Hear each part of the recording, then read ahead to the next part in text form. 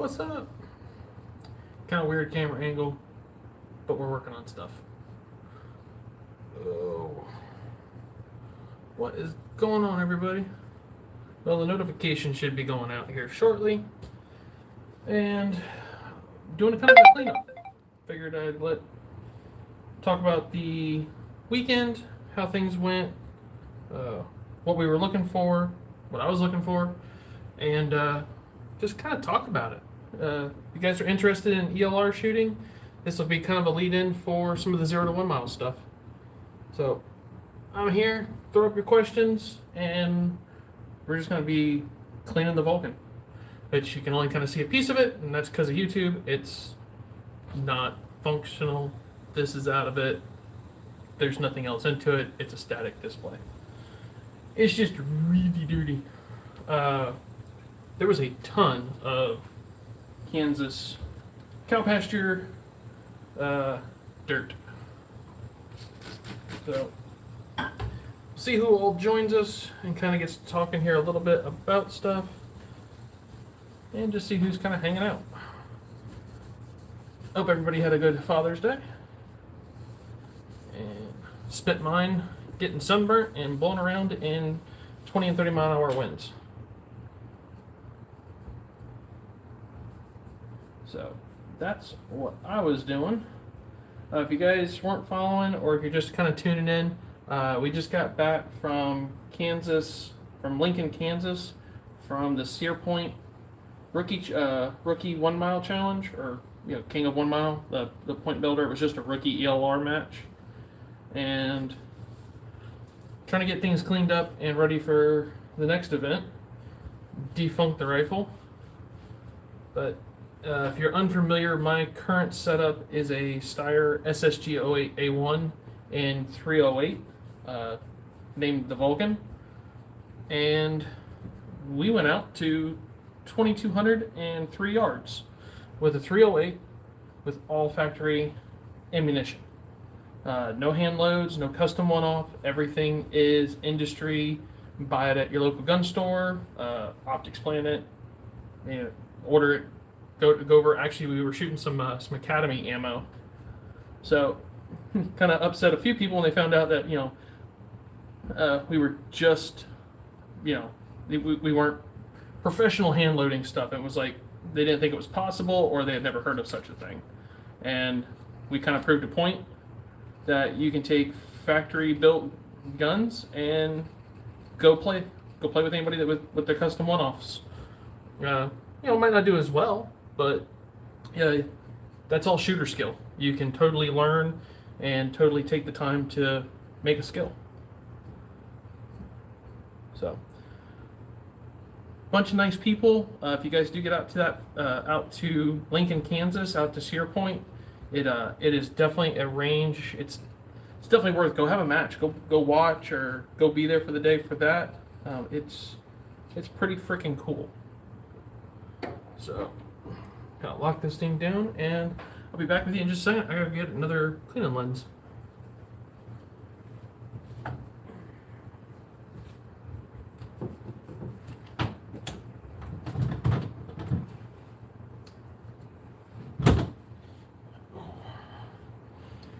Have to get the fancy dancy Leopold one. No, this one just actually can get this dust out. So, kind of going over the ballistics. A bunch of people were asking me what type of dope were we dialing, what were we working with, and I actually have, I think, courtesy of Miss TnSteyr, who actually set me up with a quick reference guide. Thought that was pretty cool. We can kind of talk about some of the yards and what the match was. So on Saturday, and wow, a bunch of people are now texting me because they're starting to see videos and pictures. On Saturday, after we'll just call it the pro match, because it was definitely not a rookie match. But a bunch of the King of 2 Mile people were there competing and getting their points ready for their competition this year. Went out to the small range and did a cold bore at 1440, and life was good. I mean, we got on target, on plate, spent the night out there for about 20 rounds, just dialing and working with the mathematic formulas and the calculations on how I build data. Because I don't use any main electronics. I don't use a Kestrel or applied ballistics or anything. I don't have one to use. So I don't have that luxury. So I do it the old-fashioned way and shoot and dial and write and kind of measure things using the mill and the scope, and you just start working and building your own data that way. And the nice thing about doing it that way is you actually build for your eyeball and your rifle in real world conditions. You can work those temperatures. It's always repeatable. You're not just relying on a computer.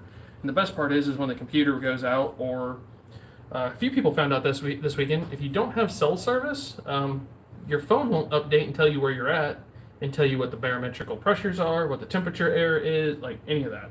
And if batteries go dead, you're SOL. So kind of knowing how to do it the old-fashioned way is one of the staples that I really, really like to work on. So electronics are nice, they're quick, definitely a lot faster, but I don't have to worry about my stuff failing. Yes, as you guys can hear, the gun cat's in here. She's agreeing or telling me to hurry up because she wants to play with something. And get some of the stuff out of here.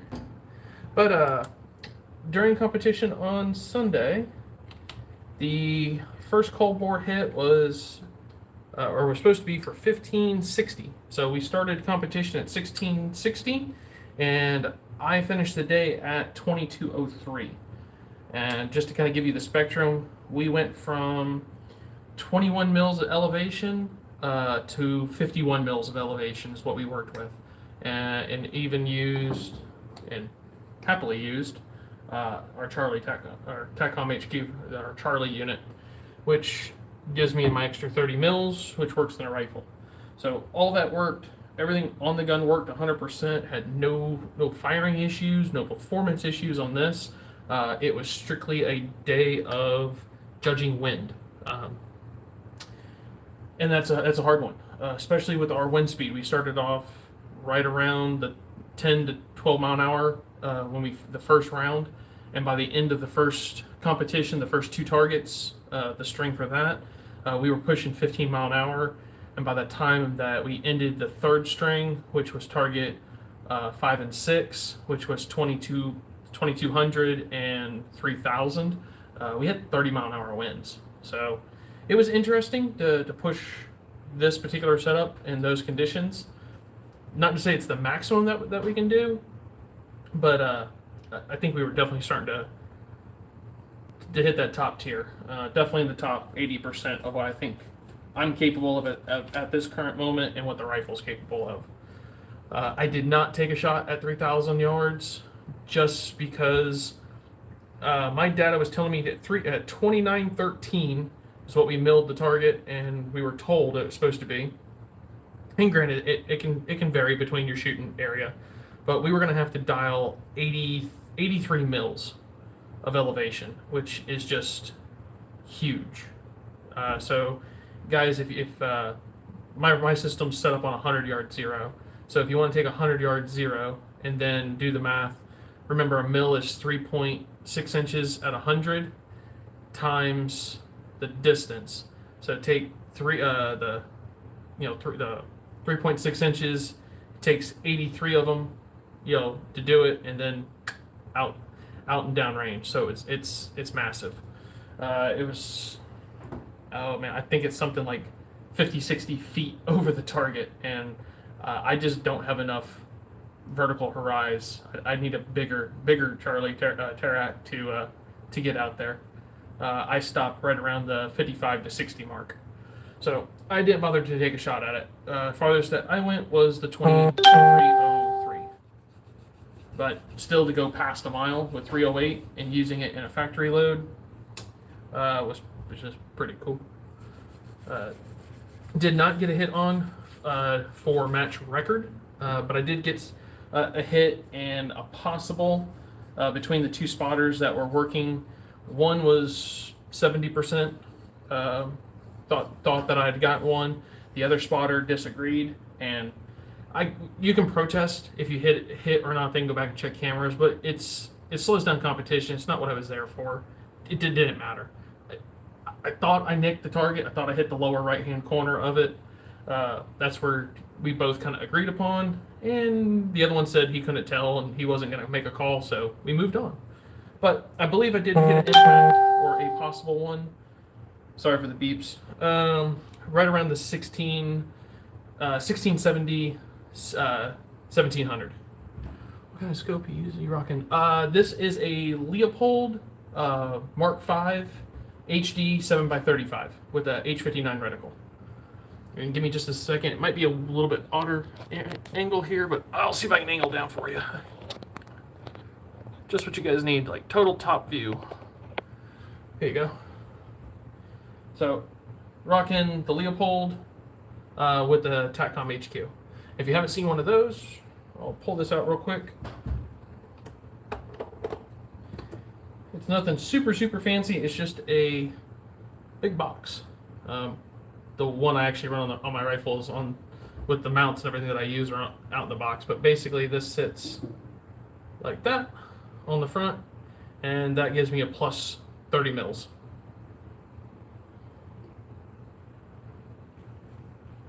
But just to kind of give you guys an idea, 2,203 yards that we dialed was calculating supposed to be 46.7 mils of elevation. Actually ended up being 51. Let's bring this up here a little bit.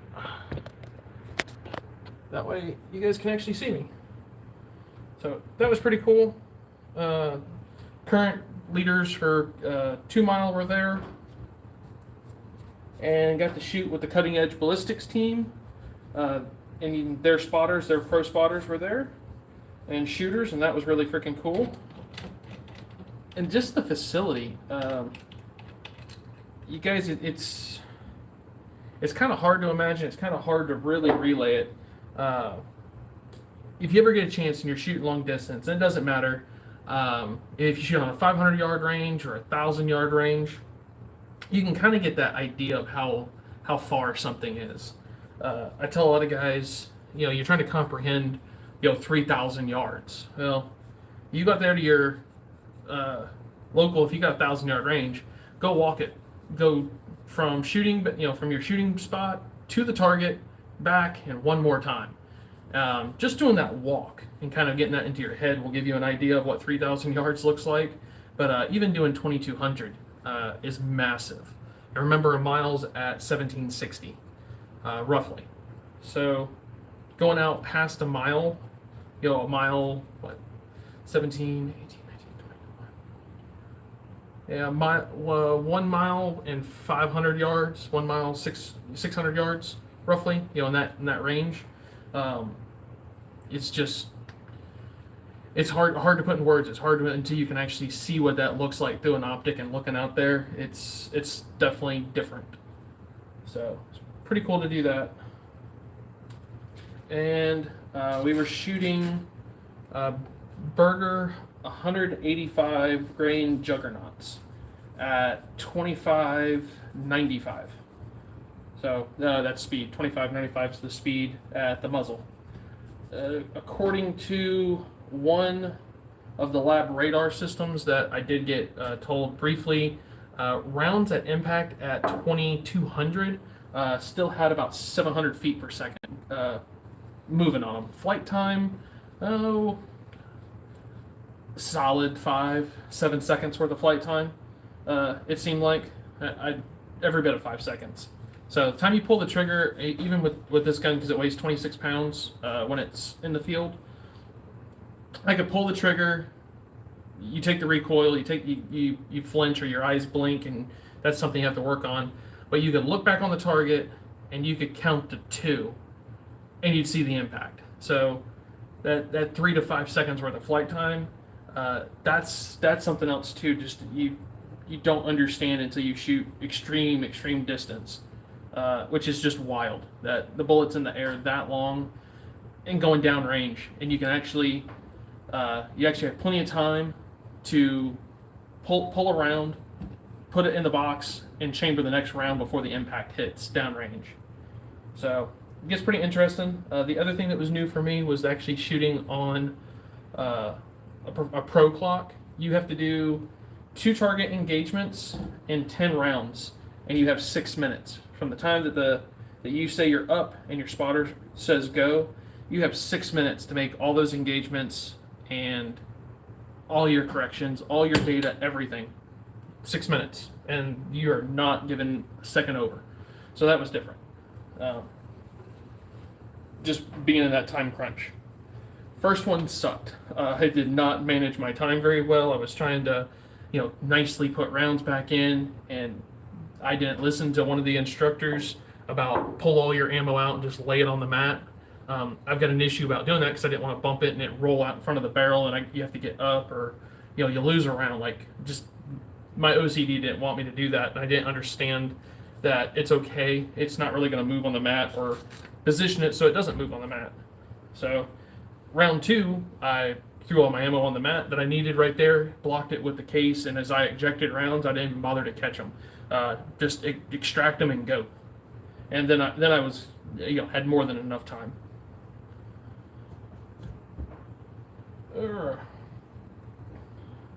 So that was that.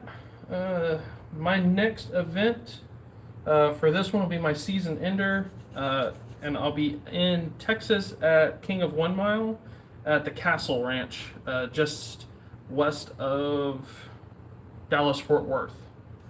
So that's late August. And like I said, I did a live stream a little while ago. We were on Instagram, and I was saying I've got a little bit things that are going to get changed up on this rifle. For that, I'm going to get a little bit more elevation. Might change up a little bit here on the bipod system and stretch it out to get a better fulcrum point. And hopefully, if any of you know the secret, please share it. But day 412 is coming up very, very short, very, very soon, and I still don't have my freaking suppressor. So ATF, I want my suppressor I paid for. 400 plus days sucks. I did make a post here the other day. I made a joke. I was gonna make a support group, but anybody wants to talk, have horror stories, or you guys want to put up how many days you're waiting on your suppressors, feel free, post in there, go for it. I think today is day 411 or 412, but it's beyond ridiculous. And no, that's not with the new E-form. That's just with the old paper done at silencer, the kiosk, the silencer shop kiosk.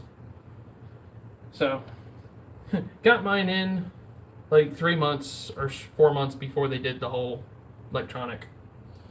So, having that work. Oh, I'm trying to get this other side. I posted, guys, in 20-mile-an-hour wind. Kid you not, make sure you clean your stuff because there's dirt everywhere. So that's it. Well, guys, I'm just gonna keep wiping this thing down and knocking some of the dirt out of it. I'm really hoping I don't have to take the action from the chassis. I think I can work around it. But we're gonna keep cleaning and just get things ready to go. I'll be back out on the range, do some more videos.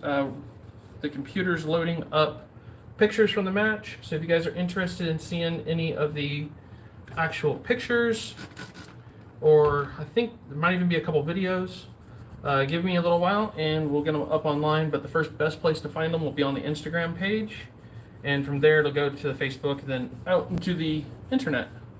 So I'll get those going and they'll be out shortly. Sitting here, got weird stuff inside. Yep. Okay. That's it, guys. Well, looks like I'm gonna be pulling the action here out of this chassis to clean all underneath of it because it's gross. All right. Somebody said something, so let me answer this question. Just 1 second, guys. I want to see the chat. Here's shot. Oh, what kind of scope are you using? Yes, I have shot the HS50 Honestly, it is a fugly rifle. That thing is just horribly ugly, but it shoots real nice. I mean, it gets the job done. If you've ever shot a Barrett 50, I mean, it feels about the same. I can't say it's nicer or better, but it's a 50. It makes a whole bunch of noise, and it goes down range. It's not the most accurate thing in the world. Remember, most 50 BMG is like 3 to 6 minutes worth of accuracy. It takes a lot. I think the best 50 caliber round is like the Hornady AMAX, a big aluminum tip that are like machine pro rounds. But if you just shoot ball, it's not that accurate. It's just a lot of fun. It makes a whole bunch of noise and blows dirt and stuff all over the place. I did shoot one, not one of those, but I shot a Barrett here 2 weeks ago, suppressed, and that was a lot of fun.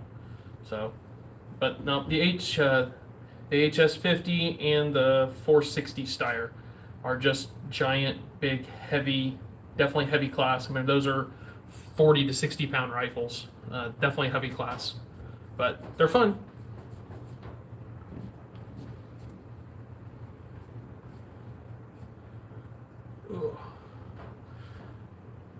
Alright guys, time to bust out some spray oil and finish getting this thing knocked out. I'll catch y'all later. Check out the Instagram page, we'll have some cool pictures up. Later.